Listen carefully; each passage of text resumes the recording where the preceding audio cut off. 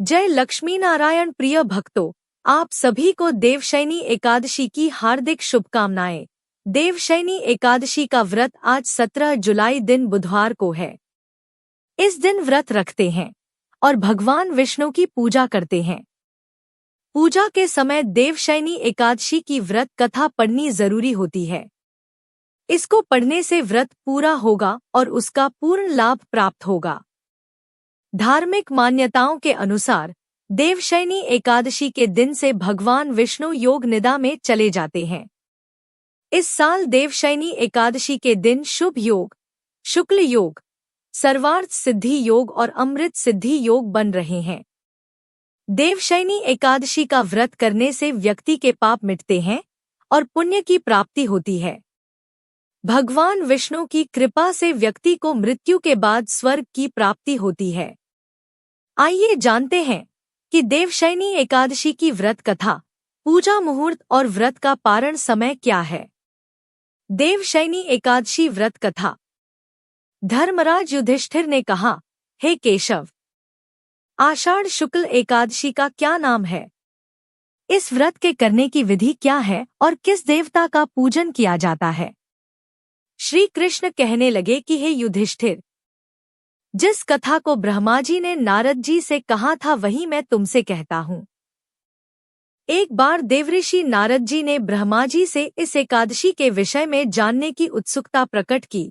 तब ब्रह्मा जी ने उन्हें बताया, सतयुग में मांधाता नामक एक चक्रवर्ती सम्राट राज्य करते थे।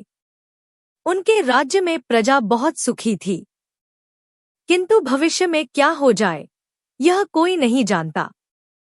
अतः वे भी इस बात से अनभिज्ञ थे कि उनके राज्य में शीघ्र ही भयंकर अकाल पड़ने वाला है।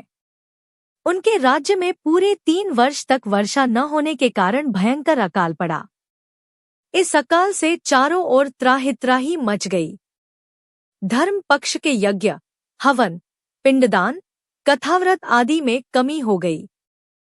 जब मुसीबत पड़ी हो तो धार्मिक कार्यों में प्राणी की रुचि कहाँ रह जाती है। प्रजा ने राजा के पास जाकर अपनी वेदना की दुहाई दी। राजा तो इस स्थिति को लेकर पहले से ही दुखी थे। वे सोचने लगे कि आखिर मैंने ऐसा कौन सा पाप कर्म किया है जिसका दंड मुझे इस रूप में मिल रहा है। फिर इस कष्ट से मुक्ति पाने का कोई साधन करने के उद्देश्य से राजा सेना को लेकर जंगल की ओर चल दिए। वहां विचरण करते करते एक दिन वे ब्रह्मा जी के पुत्र अंगिरा ऋषि के आश्रम में पहुंचे और उन्हें साष्टांग प्रणाम किया। ऋषिवर ने आशीर्वचनोपरांत कुशल क्षेम पूछा। फिर जंगल में विचरने व अपने आश्रम में आने का प्रयोजन जानना चाहा। तब राजा ने हाथ जोड़कर कहा, महात्मन, सभी प्रकार से धर्म का पालन करता हुआ भी मैं अपने राज्य में दुर्भिक्ष का दृश्य देख रहा हूँ। आखिर किस कारण से ऐसा हो रहा है? कृपया इसका समाधान करें। यह सुनकर महर्षि अंगिरा ने कहा, हे राजन, सब युगों से उत्तम यह सतयुग है। इसमें छोटे से पाप का भी बड़ा भयंकर दंड मिलता है। इसमें धर्म अपने चारों चरणों में व्याप्त रहता है। ब्राह्मण के अतिरिक्त किसी अन्य जाति को तप करने का अधिकार नहीं है, जबकि आपके राज्य में एक शूद्र तपस्या कर रहा है। यही कारण है कि आपके राज्य में वर्षा नहीं हो रही है। जब तक वह काल को प्राप्त नहीं होगा तब तक यह दुर्भिक्ष शांत नहीं होगा।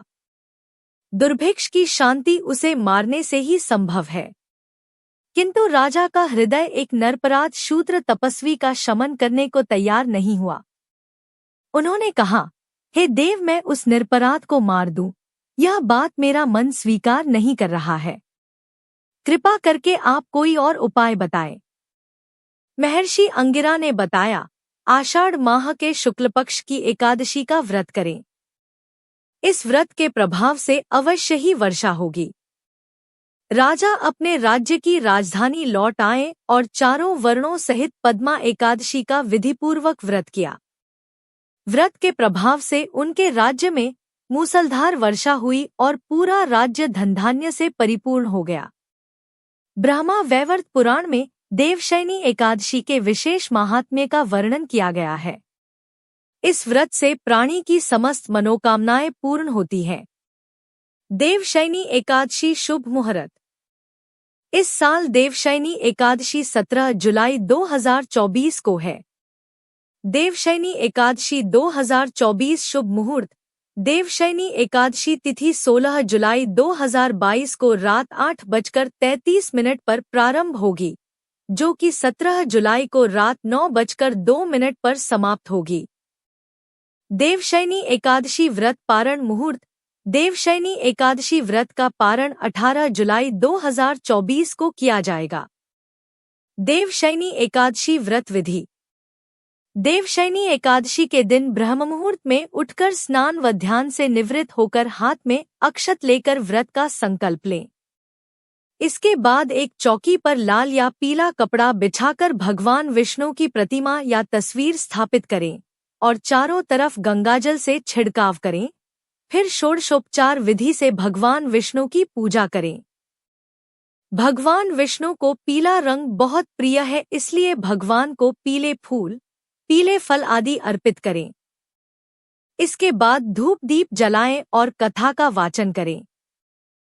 पूजन के बाद भगवान विष्णु और माता लक्ष्मी की आरती उतारें और विष्णु सहस्त्रनाम का पाठ करें।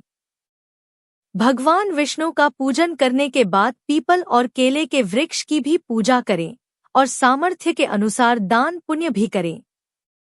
देवशयनी एकादशी पूजा विधि।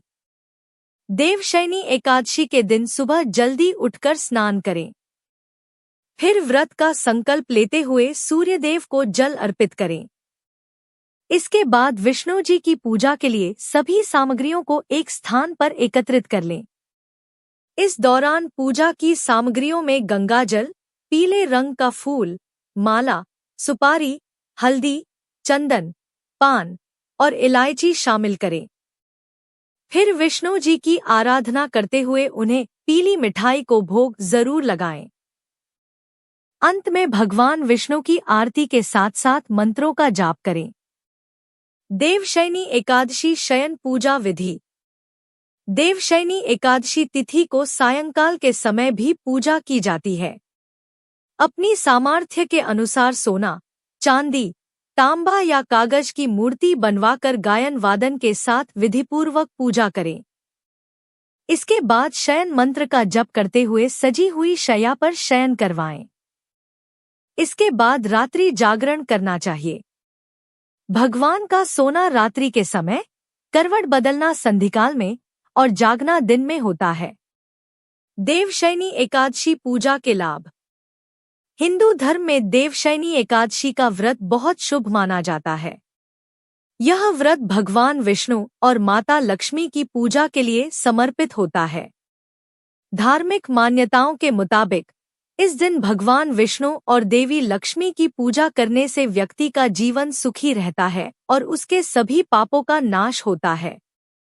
साथ ही इस व्रत को करने से व्यक्ति की मनोकामनाएं पूरी होती हैं और मृत्यु के बाद मोक्ष की प्राप्ति होती है। इस दिन तुलसी पूजन भी बहुत अच्छा माना जाता है। मान्यता है कि इस दिन तुलसी से जुड़े कुछ उपाय करने से धन वृद्धि, सुख समृद्धि और वैवाहिक जीवन में खुशहाली मिलती है।